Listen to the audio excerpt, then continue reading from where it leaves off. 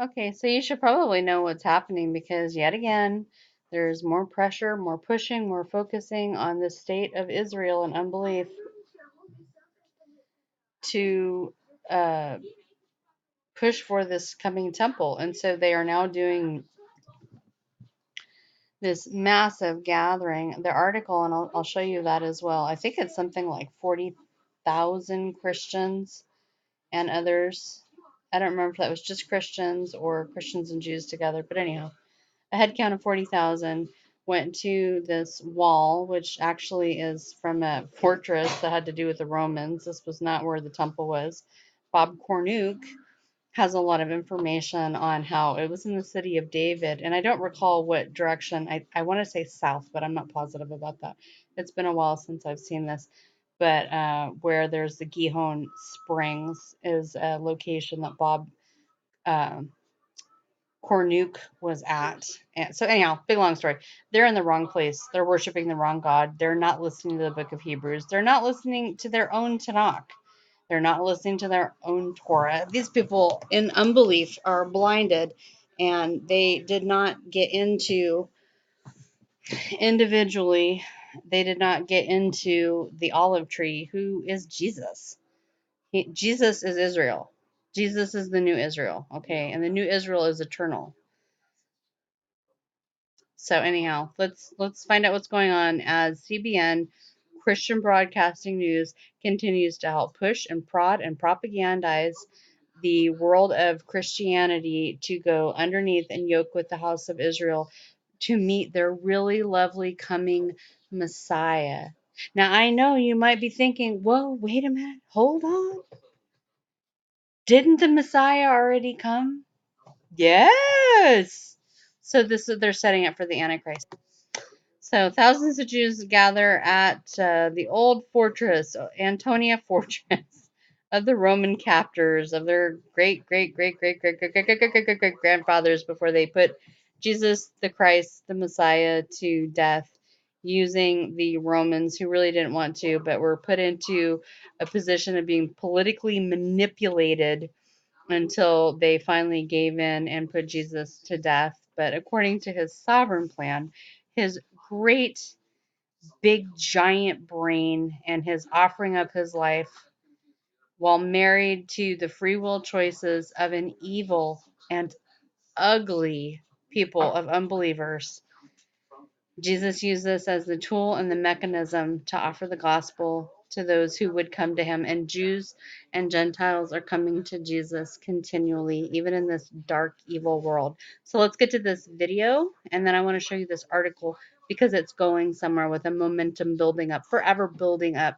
to get this coming temple that we know will be coming and will bring forth the ire of the two witnesses and the Yom Hadin, the Feast of Trumpets, one of these days, where Christ comes and acts out the same action as Abraham, his father, and well, humanly speaking, his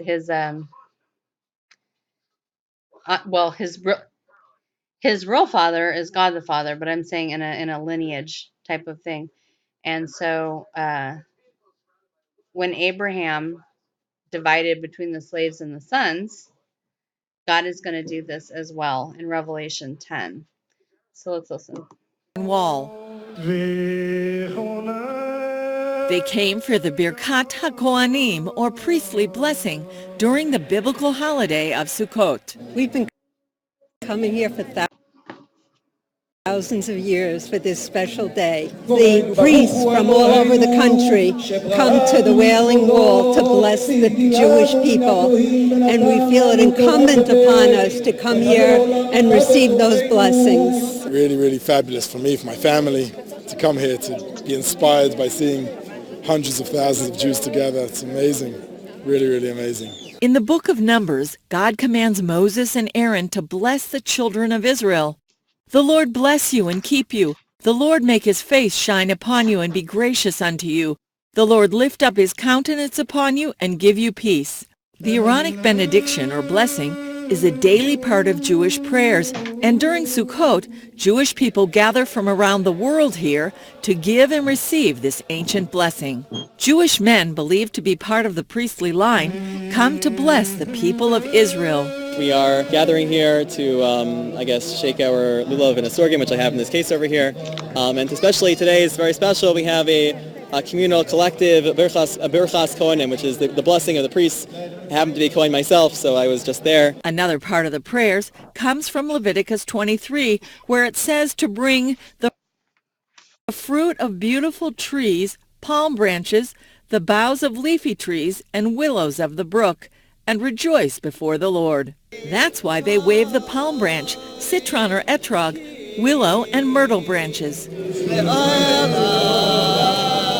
It's a special day, reminds us a little bit of our history. The closest as we can be to 2,000 years ago, where we had the temple and we could have come. Some say the more that come to bless and be blessed, the better. And this is one of the holiest blessings that we can get from the priest, and at one of the holiest places. We want to just take every opportunity we can get in the Holy Land, so that's why we're here. Is this your first Birkat HaKohanim? Yes, it is. Julie Stahl, CBN News, the Western Wall, Jerusalem. So let me give a little perspective to this. They're worshiping a God who's not Yahweh. They've rejected Yahweh. They're not in covenant with the Lord. Remember, the final expression according to Hebrews 2, is it Hebrews 1 or Hebrews 2? It's one of those two chapters, and I don't want to take the time to go there now, but anyhow, in Hebrews, in one of the opening chapters, it talks about the final expression of God sending forth his prophets and his word and his directives and so on and so forth would be in his Son. Yeah, in his Son. And so it's really important that we get into the covenant. If you're not in covenant with Jesus, you're worshiping the God of this world.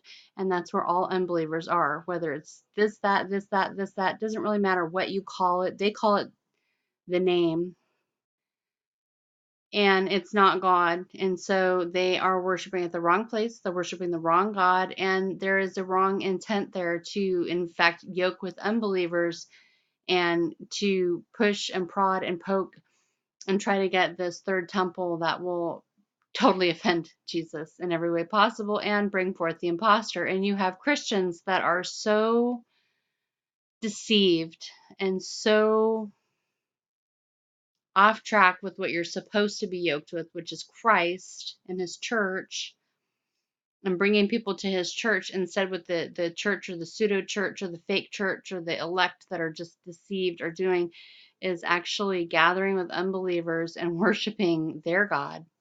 And their God doesn't care if you call him Jesus, so long as the whole world is deceived. Now, there is a greater point to this, and I'm going to get to that in just a moment. But I wanted to back this up and point something out to you. Maybe you already know this. I think those girls are very foolish, by the way. That's just my own humble opinion based on the word.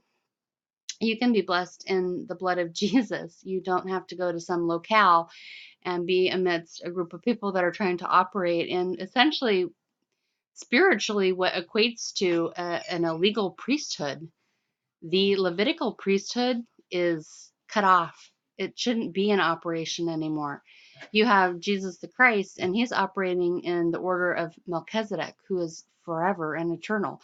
So you have these priests who are operating in what? In human religiosity. That will get you nowhere.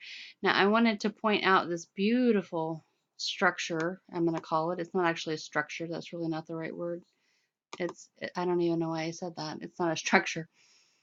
See this beautiful thing right here? I just love that. Let's blow it up so you can see it. Do you know what's in there?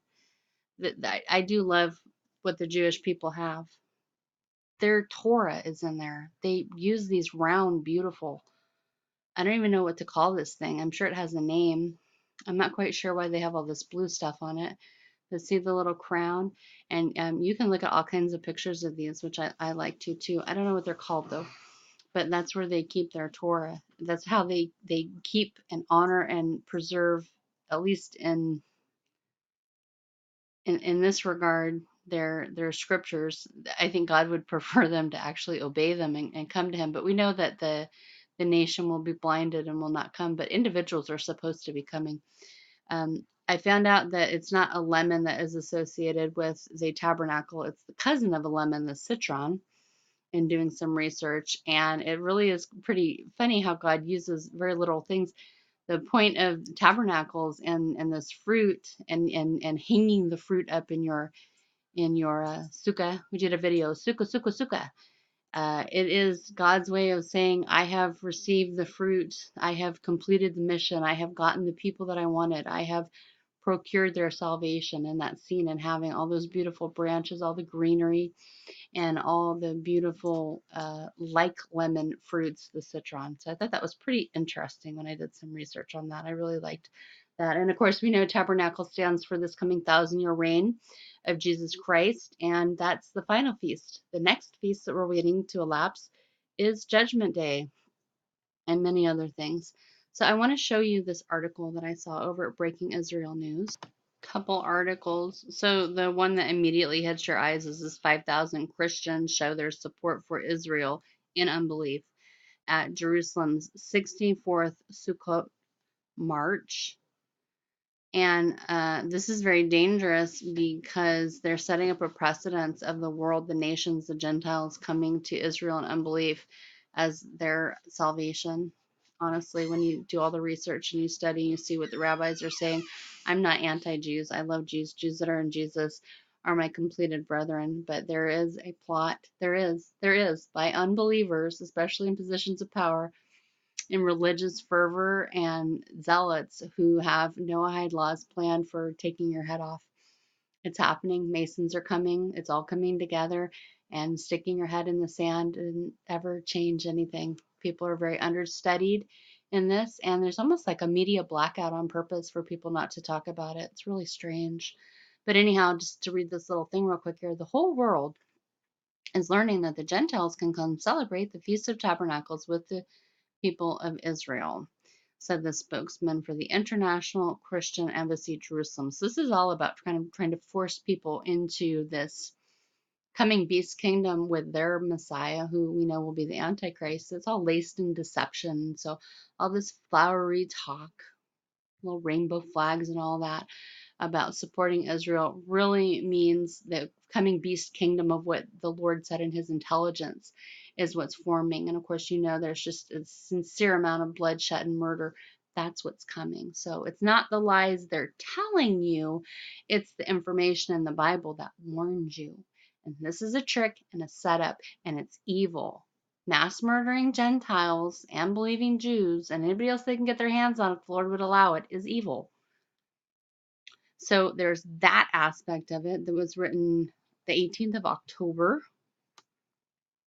And then, here, thou shalt read. Ha ha ha. This was, okay, there's actually two. So Christian pilgrims headline today, Jerusalem March on the 17th. So there was to mark 150,000, I don't know what that means, assisted with Aliyah, which is, you know, you go back to the land at the close of the feast. So they've got all the, you know, weird signs there. Those signs, I mean, as above, so below. It's all witchcraft. And then this was the other one that kind of goes along with it. 40,000 attend a priestly blessing at the Western Wall. So there's, it's hard to explain, but in witchcraft, your actions and what you do, it has a power. This goes back to the Crowleyan magic. This goes back to putting forth actions and words and intent and meaning and all kinds of other things, praying for and asking for the God of this world to let the Antichrist come. This is very dangerous witchcraft. And of course, you have Christians that you're like, do you read your Bible? Like, do you read the parts about how you're not supposed to be unequally yoked? Do you just ignore those? Or like, what is your damage? You know? You're being manipulated, and I won't be a part of being manipulated. I won't be a part of leading people into error.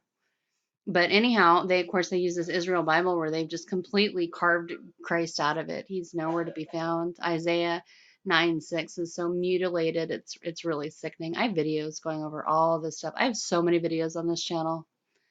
I invite you to go check out. So 3 times a year, every one of your males shall appear before the Lord your God in his place he will choose, and on the festival of whatever that is, and on the festival of weeks, and on the festival of Sukkot. Oh, okay. Oh, unleavened bread. The festival of weeks is Pentecost, and then Sukkot is the tabernacles. Okay. And he shall appear before the Lord empty-handed. Well, yeah, that's for the 1,000-year reign. That's not now. So they are trying to get people prepared for the kingdom by doing this. And look, it's for the priestly classes, a step forward reinstating temple service.